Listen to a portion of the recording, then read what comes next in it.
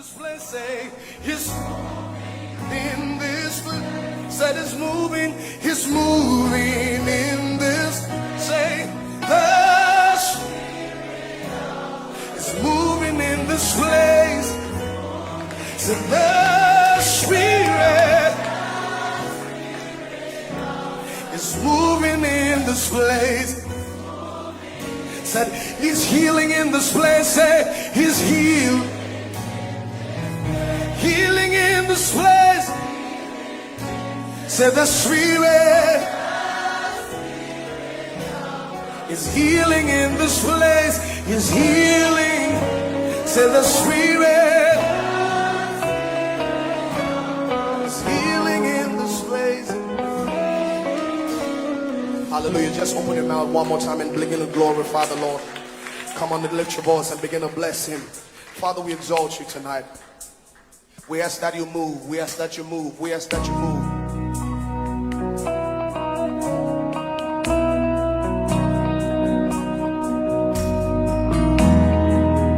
Hallelujah.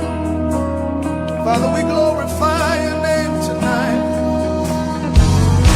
We asking You to move. Move in the midst of Your people. Hey.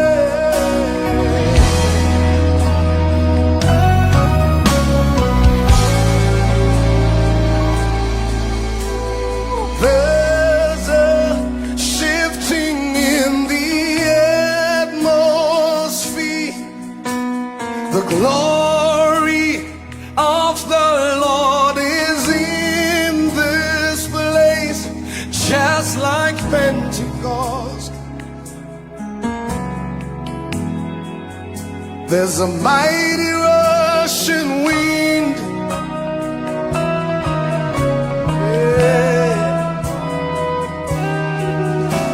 So breathe in life and comfort to your soul. Peace and calmness fixing every wall, just like Pentecost. Yeah. There's a mighty rushing wind. Yeah. Somebody lift your voice in the shifting in the atmosphere.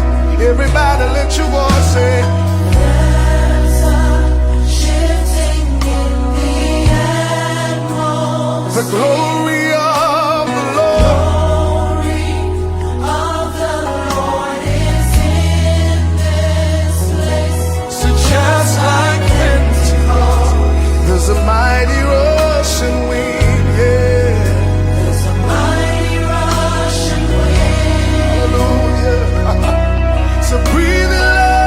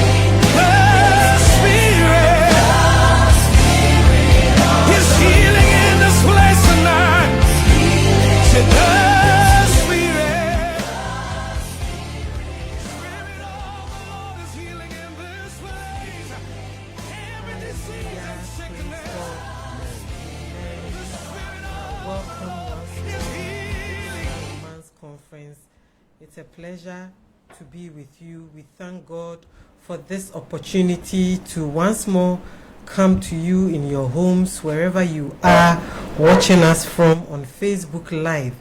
It's a pleasure to be with you once more. Before we even start anything, just call a friend, call someone, and tell the person to tune in, listen to Biblical Romance, because I believe that it's going to be a blessing unto you. So before we start the program, we will start with a prayer. So I'll ask. Okay, shall we pray? Our Father in heaven, we thank you this evening for such a wonderful time in your presence. Amen. To discuss your purpose for man, Amen. your plans and everything that you have in store for us. Amen. In marriage. Amen. Lord, as we discuss this tonight, grant us understanding, Amen. wisdom, Amen. revelation. Amen. In the name of Jesus Christ, Amen. we thank you that Amen. you help us to get through. Amen. In Jesus' name. Amen. Amen.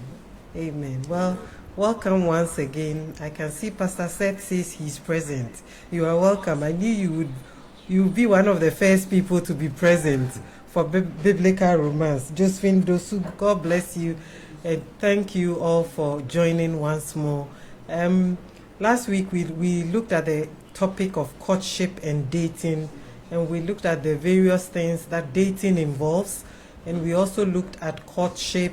We looked at some of the things that you need to consider during courtship, the do's and don'ts, and there are so many areas that we looked at last week. So we want to continue that this week, and this week we are going to look at the very foundations of marriage, and we are also looking at some of the things that you need to consider when you are choosing a life partner, when you are choosing somebody as a life partner for marriage. What are some of the things that you need to consider? Because I believe that it is a very, very important thing that we need to look at. So we are going to be looking at so many things, but I want to start by saying that love is the foundation of every relationship. Every relationship is built on love, because if before somebody even tells you I want to marry you, they will first of all tell you I love you. And sometimes I feel like love is an overused word, because it's been used so many times in so many areas that you are not even sure what the person means by I love you.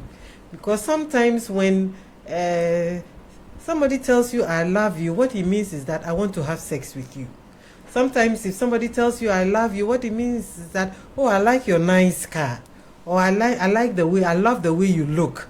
So today, because love, I believe, is the basis of every relationship, and I think it's one of the main things that you need to consider when you are looking at a life partner. So I want us to look at the concept of love. What do we mean by love? What is love? If somebody says, I love you, what does it mean? All right. To start the whole discussion, we want to look at the foundations of marriage. If love is foundational, the foundations are very important. The reason why many people are breaking their marriages is because the foundation has been very wrong. From the word go, whatever they do is wrong. Now, Jesus spoke about foundations in Matthew 7, verse 24 to 27. You can read. And, foundations constitute the bedrock of everything. If the foundation is not very good, you can have a challenge in your future, in your marriage. So people start from the wrong foundation. They are building on the sand instead of on the rock. So looking at love as a foundation for marriage, as my wife said, when two people meet, say I love you, oh, I love you, I love you, and the word is like abused. But in the Greek, right, there are 4 major words used for love, and that will make the difference. The word love in the Greek, one is agape.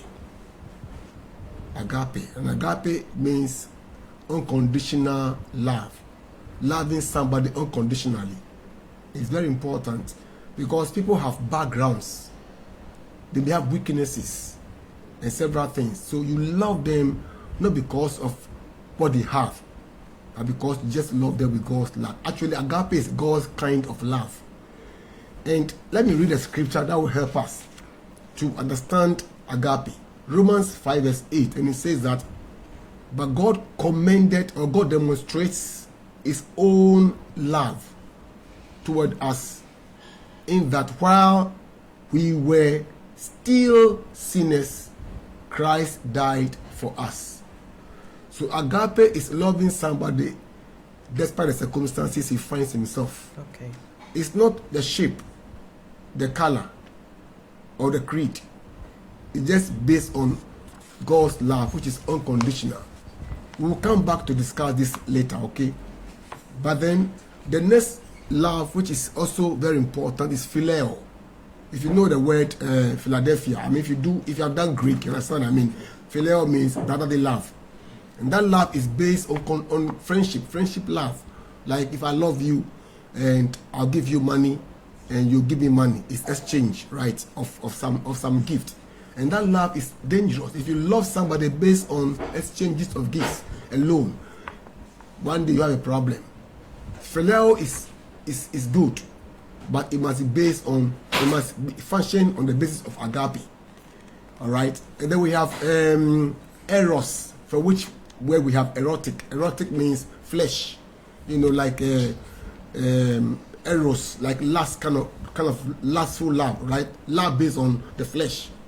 Oh, you look very erotic, you look very nice, your beauty, I like your shape, I like your hips. Now this is erotic love. Now if your love is solely erotic, one day you have a problem, because one day you see the beautiful, breast you see will sag.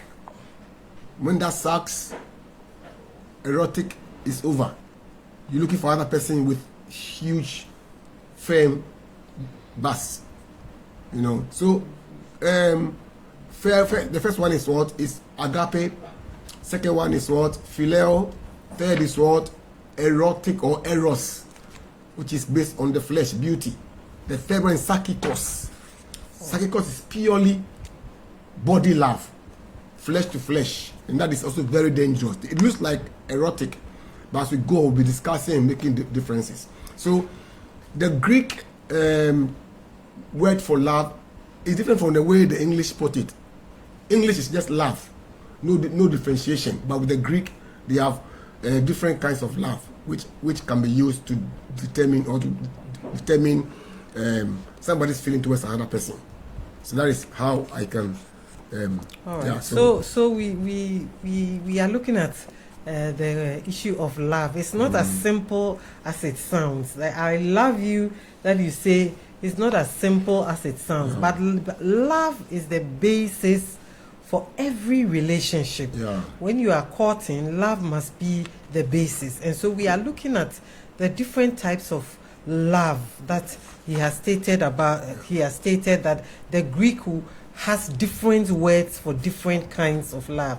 When you look at it in the English, it's only one word, so sometimes it's a little bit confusing. But all relationships must have its base, love as its base. So let's look at agape. Let's look at agape love and see what is this agape love and what role does agape love play in the relationship. Okay, now agape is God's kind of love. It can be only functional in the believer, right? No unbeliever can function in that love because it's not born again. That love is a spiritual love, from God. If you don't have God in you, if you don't have Christ in you, you can't function in that love. Now the problem is that some believers go for unbelievers and they try to force them to behave like them, and it's a problem because they are all on different wavelengths altogether. The unbelievers' inclination to love is more of the worldly type, erotic, phileo, but yours has an added value, which is agape. So if you're looking for someone to marry, Please look for a believer who has some amount of agape in him or her. Because if you don't do that and you marry an unbeliever, that person doesn't have agape. He doesn't have God in him or her. So one day you have a problem. That's why people marry and we tie. They say, I don't feel like it anymore. I don't feel like it, because the agape is a kind of love that is unconditional. It's forever. You marry somebody from 17, 18, 19 years, you can be there for 40 years, 50 years, 80 years, and the love is so strong. It's unconditional. You know, that's why some people can marry for years until love actually, death do us part. Death do us part. So agape is the best kind of love. When that love is functioning, you don't look at money, you don't look at beauty, you don't look at anything. All you want is God's kind of love, to show affection for the person based on how God loved us as sinners, you know. So agape is important. But now let's look at a few things of agape. And you read the book of Proverbs 10 verse 12, and it says that hatred stirs up strife, but love covers all sins. Now, agape love covers weaknesses. Doesn't expose your partner's weaknesses. That's agape love for you. Can you function in that love? Your partner may have several weaknesses. You don't expose him or her because of what? Agape. You cover the weaknesses. You don't bombard and destroy your partner. And then from the book of 1 Corinthians 13, from 4 to 7, here we have a detailed account of how agape functions. And I'll read shortly, then we discuss, because it's very important. Okay. So don't make a mistake, right? Love suffers long and is kind. Love does not envy. Love does not parade itself. Love, it is not puffed up. It does not behave rudely. Does not seek its own. Is not provoked. Thinks no evil. Does not rejoice in iniquity, but rejoices in the truth. Bears all things, believes all things, hopes all things, endures all things. That's a very tall list of. That is agape for you. Agape love. Agape love. Agape love can do. Okay, so I think we will look at all these elements one by one. Yeah. And mind you, we are talking about choosing a life partner or a relation, or being in a relationship and making the right choice. So we have said that love is the basis of every relationship. Yeah. It must be based on love, and the kind of love that must be the basis that will ensure that it stands the test of time is the God kind of love, which is we call the agape love. It is unconditional love. It doesn't depend on the money in your pocket. It doesn't depend on the cars you have or the houses you have, or it does not depend on anything. And so we are going to look at the various elements of the agape love that we just read from 1 Corinthians 13. So the first one is long suffering. Yeah, long suffering is the ability of partners to bear with each other patiently and for a very long time. To bear with, I must bear with you. If I have a problem, you bear with me. As long as the problem is there, you must bear with me. That is long suffering. So long suffering, you suffer long. For instance, your partner may be sick and is not able to perform some duties as a partner, right? Maybe the person is sick or something. You must be able to bear with the person as long as the person is not well.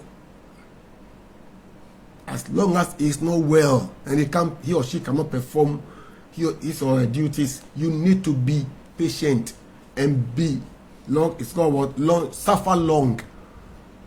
You bear long. You bear with the person for a long time. That is long suffering. It may be difficult, but that is agape for you. Agape has the capacity to wait for the other partner until peace and stability are established. If there's something wrong, you don't jump into conclusion. You wait. You just have to learn to bear. It's called long suffering. You suffer, you bear, you contain the situation till it stabilizes. Okay, That is long suffering. So, it's like God's character. Okay. God's character, Psalm 103 verse 8 says that the Lord is merciful and gracious, slow to anger and abounding in mercy. Slow. God doesn't easily get angry. I mean, you just have to contain the situation. If your partner has disappointed you and is saying, I'm sorry, take it and bear with your partner. How long do you have to bear? You bear long. Long. See, agape is unconditional and it's actually forever. I mean, God doesn't give up on us. Never. Even you, God can never give up on you. Okay. So you have to be able to bear long. I mean, cool your heart, relax, and see how your partner gets through with the problem. Maybe you have to help somehow. It's called long suffering. That is agape. When we were sinners, we were bad, we were wicked, God still loved us in the circumstances. God had to bear with us. Look at a man called Paul. Paul who killed Christians. God had to bear with him for a long time before he encountered him. So agape is a serious business. So let's consider somebody who is courting. You are courting with somebody, and you see certain things in the person, and you think that this one, I don't think I can do the long suffering thing, and so I want to get out of it before we even get married. Are you wrong if you decide to do that? That is why courtship must not be short. I have counseled a couple just a few days ago. The man is traveled. The woman is around. I called her and they have a situation. And the woman told me, I made a mistake. The man proposed to me 2 months, we got married. She said, I didn't see anything. I didn't see the man's character. You see, so you need to be patient. I mean, don't rush into the marriage. Okay. You are courting. We courted for about 4 years. Now it's not people don't court for even 2 years. But 1 year is even okay. 1 year, at least. 6 months. How about 6 months? It depends.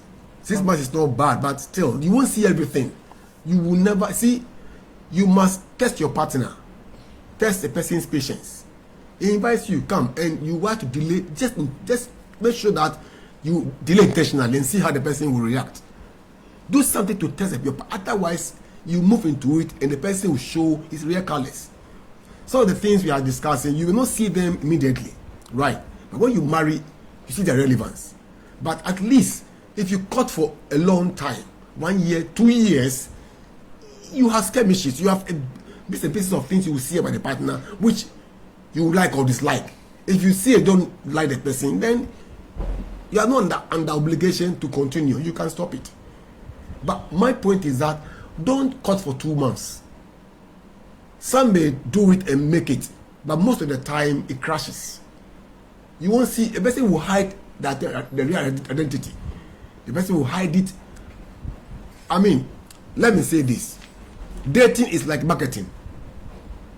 Dating is like marketing. You market yourself, right? So you present the best part of you. Well behaved.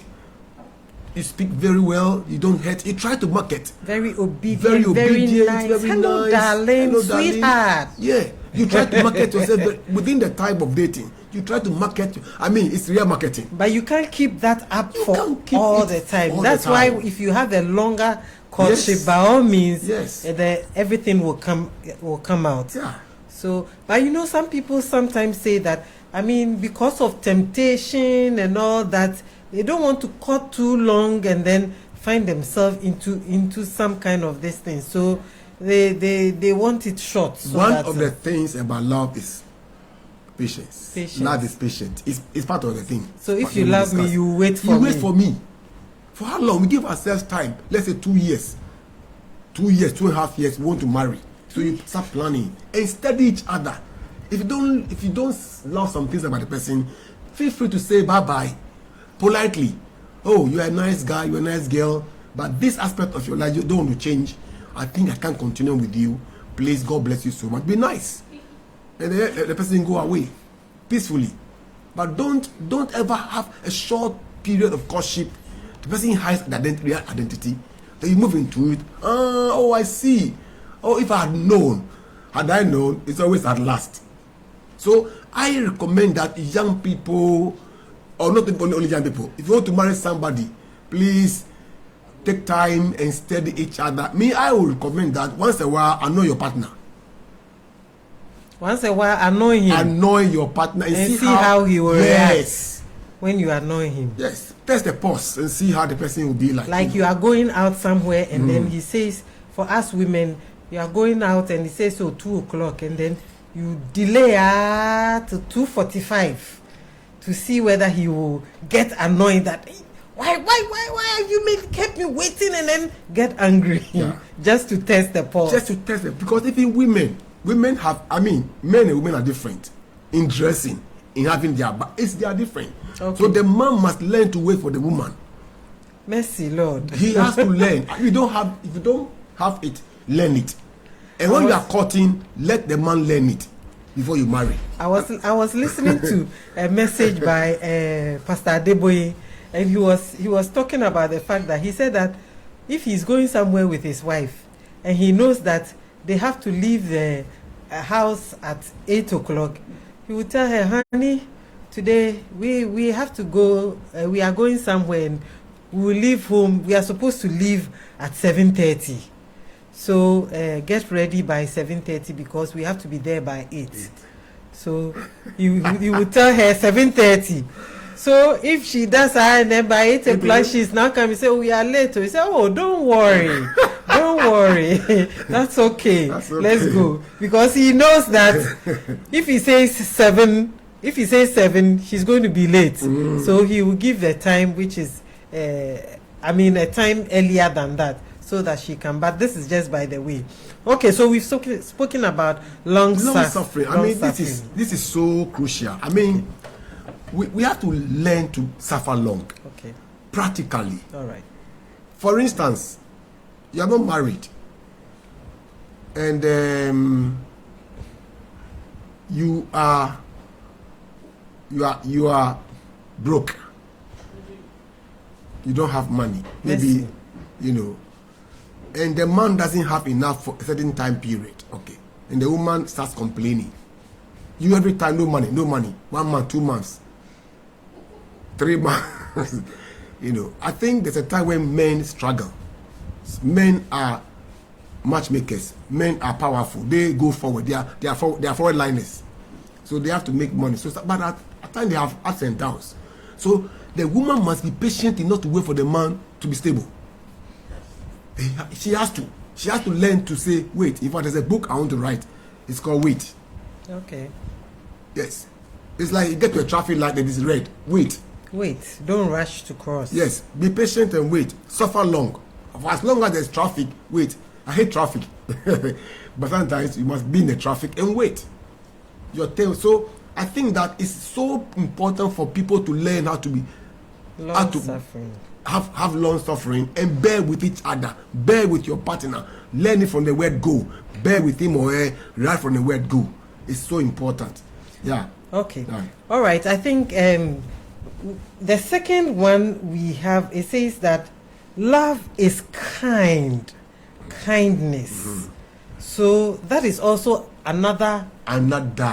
Now, kindness is the ability of spouses to give to each other unconditionally. You are kind. You are just kind. I just love you, and I'm just kind, and I'll give you. Love gives. In fact, this is just when we were courting. My wife gave me so much unconditionally. Those days, she was having her national service then. Then I proposed to her when she was in 6th form. Those times. And then she went to, do a national service. He was very fast.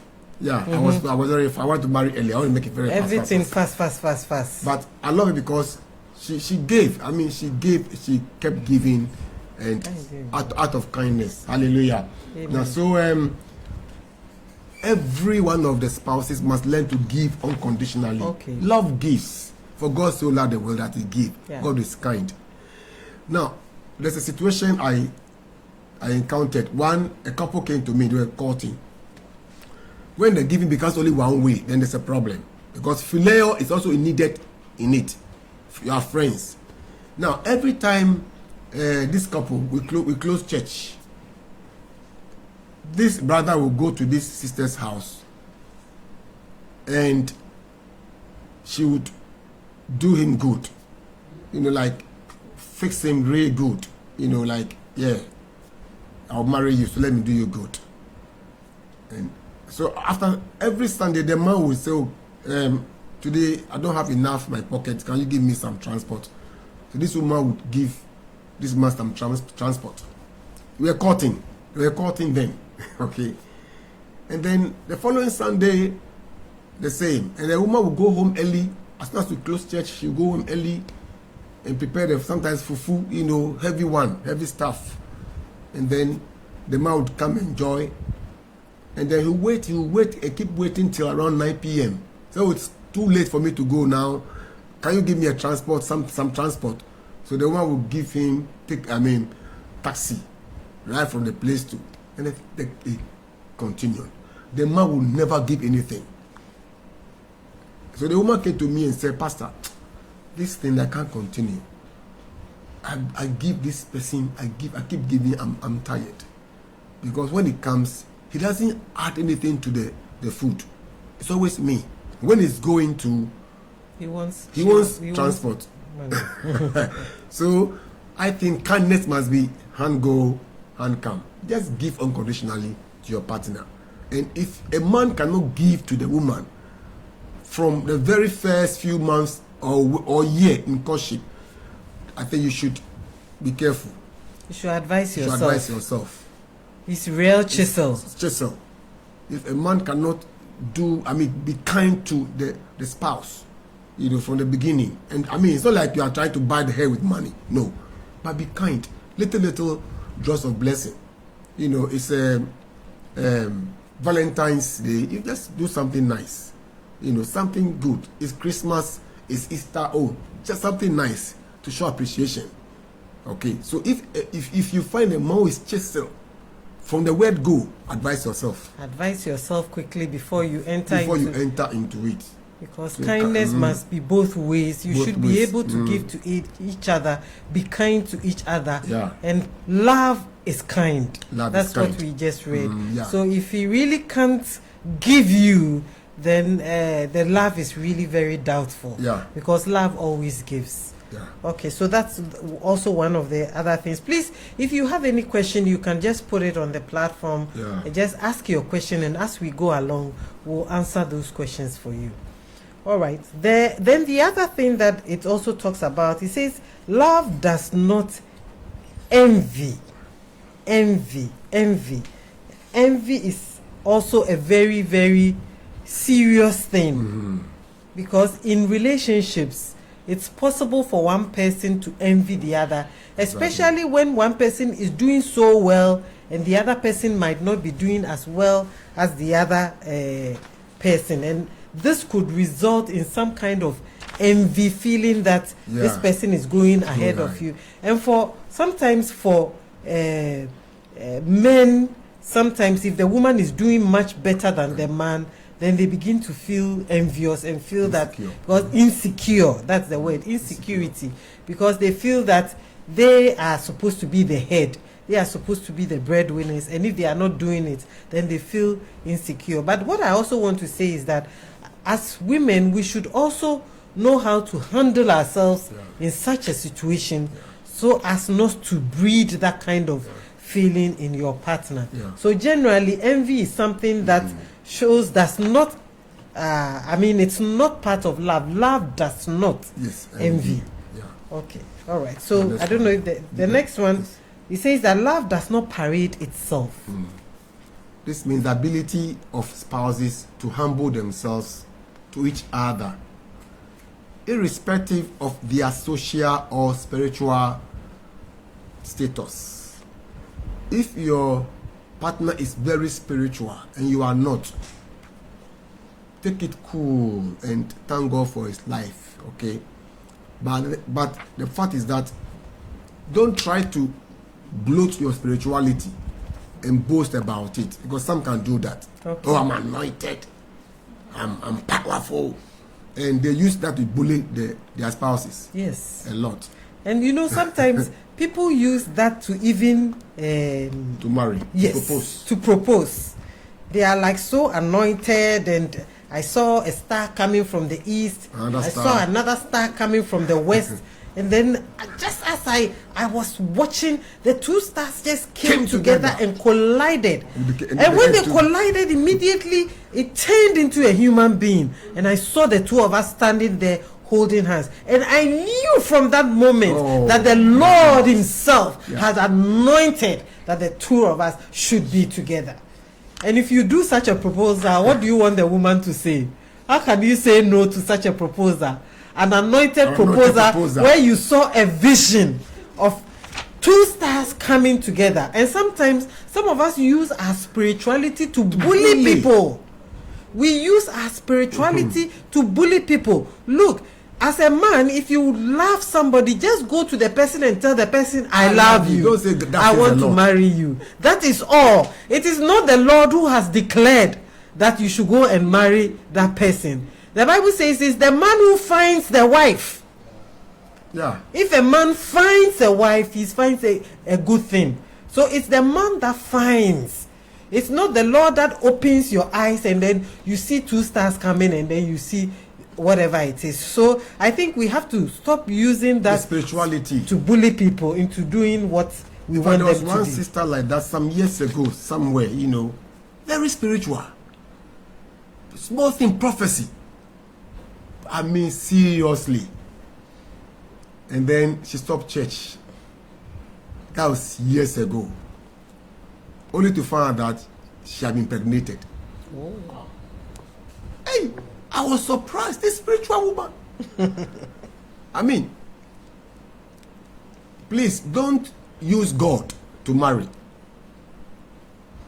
Don't use the Holy Ghost to marry. We have a saying that when Adam and Eve, okay, God made Adam and then God brought Eve to Adam. And so when Adam was deceived, you know what he said? God said, Adam, why did you eat the fruit? Adam said, the woman you gave to me, she gave me the fruit. That was an accusation. Yeah. So from that time, somebody said God stopped giving wives to men. Go find your own wife. Go find your own wife. You see. But don't try to use the anointing. The spirit. That's the spirit. The spirit is saying that you and I must marry. Please. When you do that, it's not too good. So love doesn't parade itself. Okay. Be who you are with your big head, your long nose, and go and tell the woman, I love you. Will you marry me? But don't go and say, I was fasting 40 days. And when I was fasting, an angel came to me and mentioned your name, Eugenia. So who is Eugenia? And the angel said, the sister that is close. In the singers, she's a person, Eugenia. Please, love doesn't parade. Be yourself. Love doesn't parade itself. Take it cool. Yeah.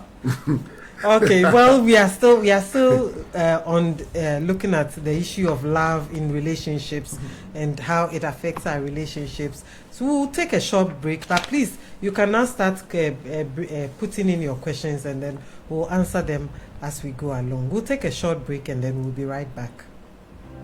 So many Christians take so many things for granted. We think that once we're married, everything will work out by itself automatically. It does not work that way. We need to be deliberate and intentional about our marriages. We need to work at it day and night. Biblical Romance, a book written by Apostle George Ayiku and Reverend Mrs. Veronica Ayiku, will revolutionize your married life. This book deals with topics such as the foundations of marriage, marital roles, biblical concerns about sex, biblical romance, sex techniques, communication in marriage, conflict resolution, and many more. It is a great tool for premarital and postmarital counseling. You don't have to allow your marriage to go down the drain. If you are yet to get married, then this is just what you need. You will be informed on courtship, dating, temperament, and many more. For information on how to get copies of this book, call or WhatsApp 0502 576952. Again, 0502 576952.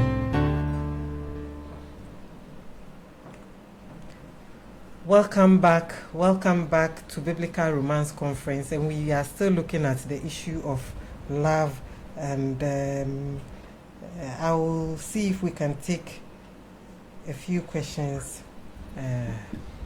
I'm having a little problem with my internet, so I can't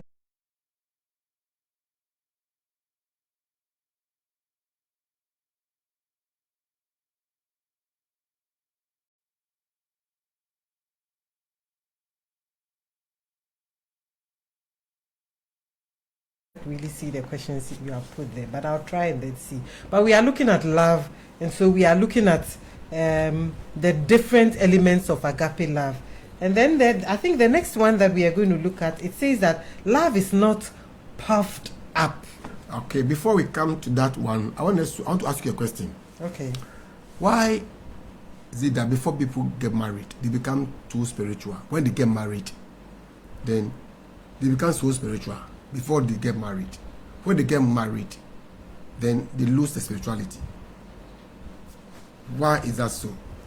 Well, I think it depends on the situation, because sometimes usually we have this thing like when you want something from God, you are super spiritual, you pray a lot. As soon as you get what you want, then you kind of relax. Yeah. And I think it applies that same way sometimes in marriage. It's like you are looking for something. You want to get married, so you are very spiritual, you are prayerful, you do everything that you are supposed to do. But as soon as you get it, it's like, now I'm free, I'm okay. So you don't need God anymore. And sometimes I think that's how we use God. Because somebody some years ago told me that now she has to literally drag the husband to pray, drag him from bed.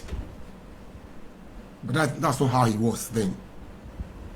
So, well, love does not parade itself. Be who you are, be natural, and so on and so forth. Okay, let's continue. So love is not puffed up. All right. This means agape is not arrogant. A spouse does not behave arrogantly towards his or her partner. That is puffed up. You don't become too arrogant, proud. Pride goes before a fall. So if you find a partner who is very proud, keep watching your partner carefully. Just keep watching carefully. There are some traces of pride. I. Your partner won't like correction. Your partner talks big and doesn't want to be corrected. There are several things that go with pride. So love is not proud. Love is humble. Love is serviceable, is humble. Okay. I mean, some people think that even men should not even wash for the women. When you marry, a man shouldn't do household chores. But I think that those who are proud will not do it.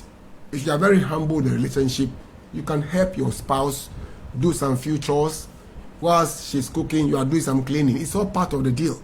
You humble yourself and show it literally that you are in for business. So love doesn't. Love is not puffed up. Yeah. And then and another interesting one, it says that love is not rude. This means that spouses must be polite to each other. And that is one area in which I think a lot of us sometimes we miss it. Especially sometimes when you are courting, it's so sweet. Everything is so nice. You are so polite to each other. The men will open the door for the car door for the woman to sit down and close the door. And when watch your step, and they will put things away. But as soon as they get married and everything is set, Open your own door, Abi. Open your own door and get down. You have hands to open the door. Watch your step. Can't you see? Didn't you see the stone over there? Didn't you see the stone? What do you want me to do? And you know, hey, Kwesi Papa, Kwesi Papa, Kwesi Papa, where are they bathroom? Huh? I mean, we talk anyhow. Yeah. And sometimes I say that for some of us, even for some women, when they meet pastors or their pastors, they ask, yes, pastor, thank you, pastor. And they are so nice. But when they go home, they are like tigers in the home. And the husband cannot even talk to them. They are like, so rudeness. The fact that you know the person and you are with the person all the time doesn't mean that you should be rude to the person or you should talk to the person anyhow. Because love is not rude. It's not rude. It's not rude. Yeah. And then the way you talk to each other, there must be some respect. It's not rude. The foul language. Foul language. Love doesn't behave like that. Love is not rude. So that's very important. Good behavior, well behaved. That's what I'm talking about. Well behaved. The way you talk, the way you present yourself to each other, the respect within the relationship is very important. Okay. Now it also says that love doesn't seek its own. Yeah. Agape is not selfish. Yes. It's not all about you. If it's not about you, then everything should die. You have a plan to build a house, and you are planning for that, and something happens. If it's not about you, the house can go to hell. Love is not self-centered. So if you love somebody, try to please your partner more. Do things to please your partner more. That shows that you love your partner and ready to sacrifice for your partner. Love is sacrificial, so you don't become self-centered. Do things for your partner. That is how the relationship must be carried about. Okay. All right. Please, if you put a question there, I saw some people put some questions, but I think I had a little problem with my internet, so I can't see those questions anymore. So if you can repost them so that I can put those questions. We have a few minutes to answer questions. Then the other thing, it says that love is not provoked. Anybody who operates agape is not easily provoked, no matter the level of provocation. Lots of issues in the relationship can make a partner very angry, but agape is calm in the face of these issues. That means that you don't have to be easily angry. Okay. You come back from work and food is not ready. You don't get angry. You are courting with your partner, okay, and he or she delays a meeting at a certain point in time, and you've been there standing at the bus stop 30 minutes and your partner hasn't come. Please take it cool. You don't get angry. Yeah. You look for something, you want something for your partner which is not forthcoming at the time you want it. Please don't easily get angry. You see, love is not easily provoked. Yeah. Quick temperedness, something like that, you are angry. Love is not like that. And I think it's very important, especially when you are courting, to watch that area. Because if you are courting already, you are not even married, you are courting, and this man, something happens, there's a disagreement, and he gets angry and he slaps you. If a man is able to just lift the hand to touch you the first time, believe me, it's going to happen again. It is going to happen again. And that is where abuse starts from. It starts from there. Angry, something small. The first time is going to be a slap. The next time is going to be some 2 slaps. The next time is going to be knocking your head against the wall. And then you forgive. And then another time something, until it becomes very, very serious. So you have to be very watchful during the courting period and ensure that you know your spouse very well. The partner very, very well. Because love is not angry or anger. Love is not easily provoked. We all get angry. But when you get angry, what is the reaction? The reaction, yeah. What is your reaction? Do you get so angry that you can't control your anger? You have to throw things about. You have to break things just to vent your anger. You have to be very, very careful if you are dating or you are courting somebody like that. Then know that there is danger ahead, because love is not easily provoked. Because there are some people, something little as putting the toothbrush at the wrong place can just cause somebody to get angry. So we need to consider that that issue. Please, somebody is asking a question. He said, please, my question is, in courtship, most women take kindness as a way of catering for or feeding them. Can you please clarify? They being fed or they are feeding them? Like, what he's trying to say is that most women during courtship see kindness as if you give them things, like you give them money to take care of themselves, then you are kind. So it's like they expect during courtship that you provide for them, like give them money all the time, something like that. I don't think it's right for the ladies to always expect something from the men. It's not good. It's not a good premise for marriage. The man will do you good, show you kindness, but it's not an obligation to do that. Why? Because you are not married. He will do so as a good gesture, somebody who is trying to show some kind of love to you in the meantime. So, but if he doesn't have, what do you do? So please don't force the man to keep giving to you by force. It's not right. It's not right. And I think when we talk about kindness and giving, we are not saying that you should constantly be giving, but it's like Pastor said, it is nice maybe during Easter, you can have this nice thing, or once in a while you go somewhere, you see chocolate, let me buy chocolate you buy chocolate for him or her, or little things. That doesn't mean that you should always be demanding money, that give me money to do this, give me money to do that. No, that is not kindness. Kindness is in various ways, even the way we treat each other. Giving is also one of the things that are associated with kindness, but that is not all. We should not make money the relationship based on money. Money should not be always demanding. No, always demanding. It's not too right. It's not too good. Somebody says rudeness to a spouse is so bad. Some respect their pastors than their partners. Please, why? They see the pastor as representing God, but your partner too is also represents God in the relationship. The Bible says that submit to your husbands as unto the Lord. Yeah. Ephesians 5:23. So your husband is supposed to be the Lord in the relationship. Anyway, the thing too is that the man must be the Lord. He must act like the Lord. He must speak like the Lord. If the man doesn't take his place as the Lord, then there will be an imbalance. That's where we have disrespect. Mm-hmm. But then your husband is the Lord in the relationship.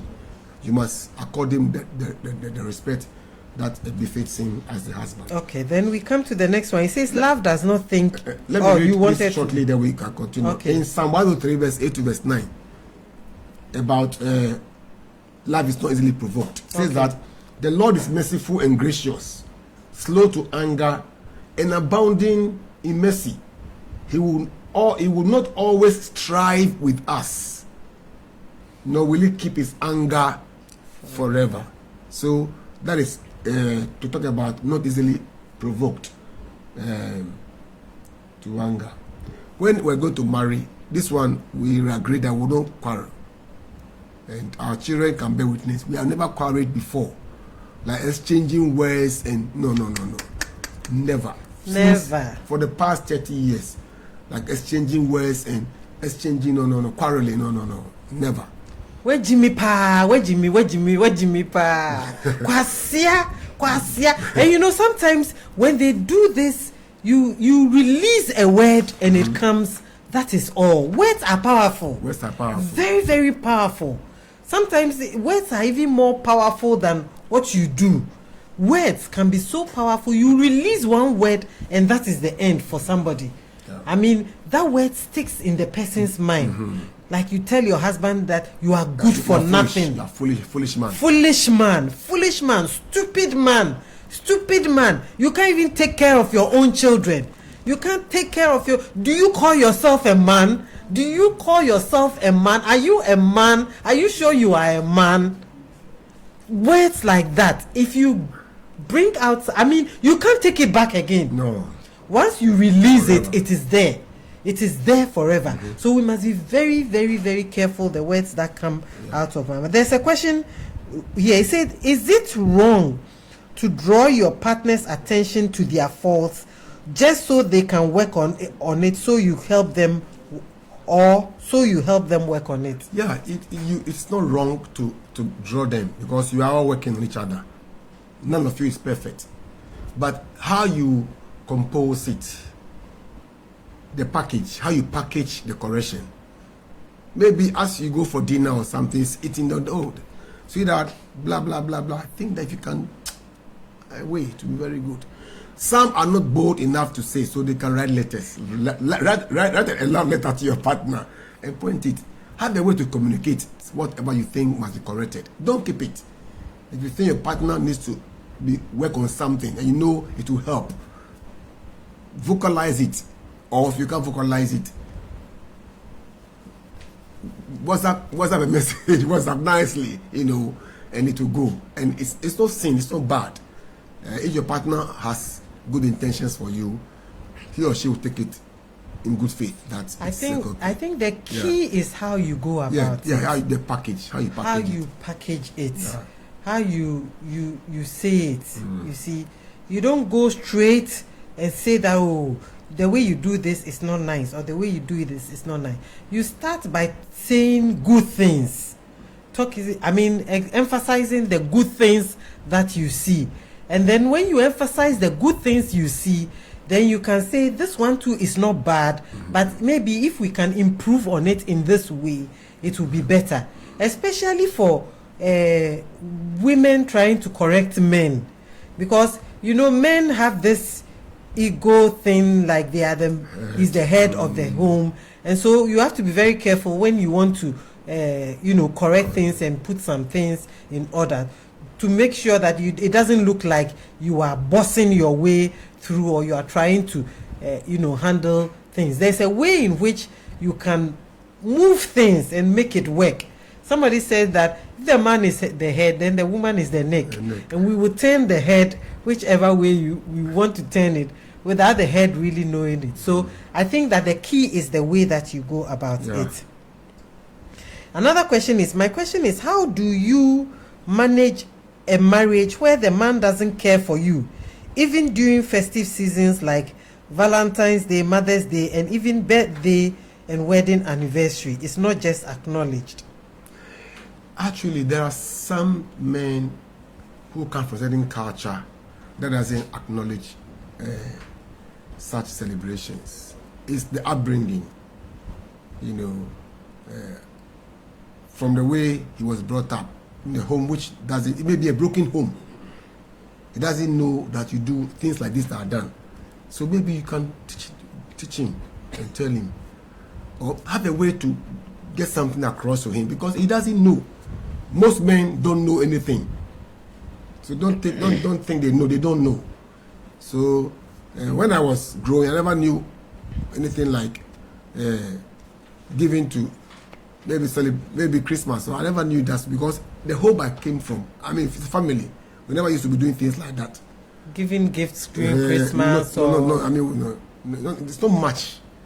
So the person may not know it, the man. So try and have a way of probably. And maybe how about you do it to show? Show, yeah. You see, do it to show. Yeah. He may not remember yours, but you do it, and I think as you do it for a while, maybe he will begin to realize that, hey, she always gives me, or she always does that. And then another thing too is that when you are courting, you should see some of these things when you are courting.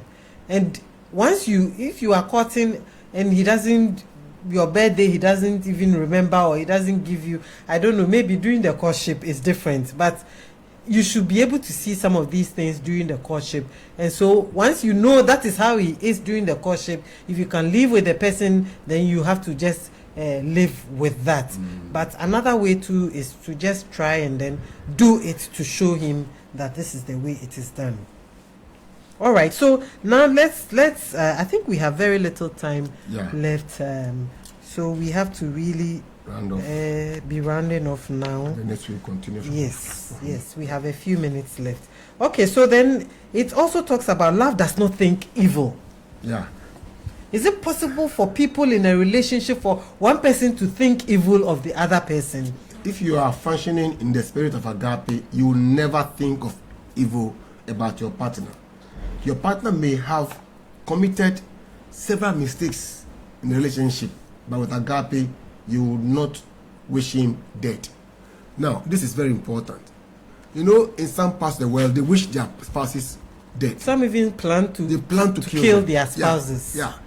And some even succeed in killing their spouses. Yes. They wish they were dead. They said, I mean, he should die. And they wish some accident to, maybe he's seen somebody else he's in love with. Or she sees somebody else she's in love with. And praying that something will happen to this man or this woman and then die. You know, agape doesn't think that way. Yeah, I'm sure there are many relationships like that, okay? They don't come out to say it, but they wish their spouses were dead. Something should happen and then there's a break, something should happen because they are tired. You know, if you love somebody with agape, you never ever think that way. Never ever think that way. So you don't wish it. Okay, we have to rush through the rest. Because in some parts of the world, even they are able to hire hitmen to kill their spouses. Yeah, yes. Hire hitman and then kill, and then they're able to come back clean. That the man died through some means, and you know, it happens sometimes. Here we don't see it much, but other parts of the world, they can kill their spouses through hitmen. Yeah, okay. All right, let's rush through the rest of them. It says, love does not rejoice in iniquity. So it's also along those lines. You don't wish evil for the person. And when something evil happens, you don't rejoice for the fact that that thing has happened. Sometimes it happens that maybe your husband has been unfaithful, or he goes out of the marriage home, and because of that, something his job, he loses his job, and he comes home and he doesn't have money, and then now you are the one who is taking care of the home. I'm going to show him where the power lies now. And now you are going to see whether you are going to eat in this house, whether you can even say anything in this house. Now you rejoice that the fact that he has lost his job. Agape does not do that. You don't rejoice in iniquity. And all right. Then it bears all things. It bears all things. It means that you bear with your partner's faults, weaknesses, and then you are able to bear with him in every weakness that the person has. All right. So then what's the next? It believes all things. It believes all things. Believe in your partner. You believe in your partner. You believe that you can do this. If your partner says, I can do it, you believe that he can do it. And you help him. You trust him. You help him or her to achieve whatever it is that they want. Some people hear that your partner is working with somebody, and they try to now doubt their partner. No, believe your partner, even if it's to believe your partner. Yeah. Okay, so basically, I think we haven't been able to exhaust everything because we've just looked at agape love as the basis or the foundation for every marriage. You can't be in a relationship without love. You can't be in a relationship without love. I remember when I was in secondary school, we used to have this concept of love. You know, in those days they had some books that we used to read. I don't know if they are still around. They are called Mills and Boone.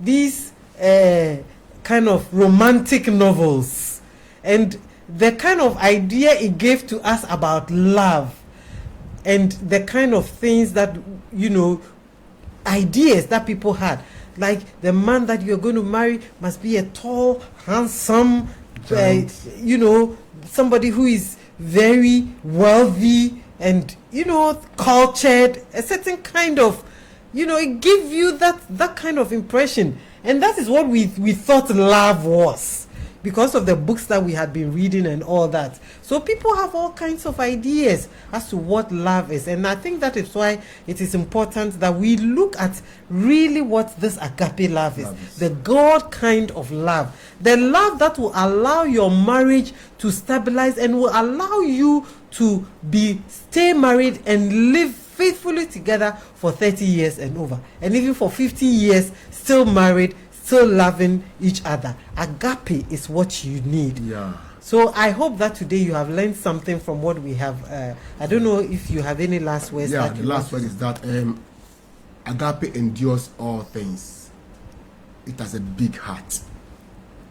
Agape has a big heart to contain everything. So if you are courting, have a very large heart to contain your spouse. If you are married already, please make your heart very big. That's how you can really be successful in your marriage. Endure hardness. Cope with every situation. That is how to endure in love. Agape endures. Agape copes with every situation. Agape is the type that overlooks shortcomings and is able to contain, the power to contain every situation. So that is what I have for you. We have for you. Well, thank you so much for joining us. Today we looked at love. And in fact, we haven't finished. Next week when we'll come, we will look at the filial and the other types of love. And we'll also look at some other things that you need to consider when you are choosing a partner. Because love is the basic, is the thing that holds the whole relationship together. We spend more time talking about love. So we'll continue with the love when we come back next week. But thank you so much for joining us. God bless you so much. We hope that next week you will invite somebody else to join us as we discuss biblical romance, because we believe that marriage or every relationship must be based upon the Bible. So what we teach here is based upon the Bible and what the Bible talks about. So thank you so much. My name is Reverend Mrs. Ayiku. This is Apostle George Ayiku, my Hamatan Popo for the past 30 years. We will pray and then end this program. Well, now we thank you so much and bless you for the knowledge imparted to us in this program. We thank you and bless you. Those who are suffering in their marriages, Lord, heal them. Yes, restore Lord. them. Yes, Lord. Give them hope that they can make it. Yes, Lord. Those who are expecting to also marry, give them wisdom and understanding. Yes, Lord. In their choices. Yes, in Jesus' Lord. precious name. Amen. We thank you. Amen. Amen. Happy Mother's Day in advance. Oh, thank you so much. Thank you. And happy Mother's Day to all mothers out there. God bless you. Tomorrow morning, Mother's Day service. Make sure that you join us 9 o'clock. God bless you. Bye-bye. So many Christians take so many things for granted. We think that once we're married, everything will work out by itself automatically. It does not work that way. We need to be deliberate and intentional about our marriages.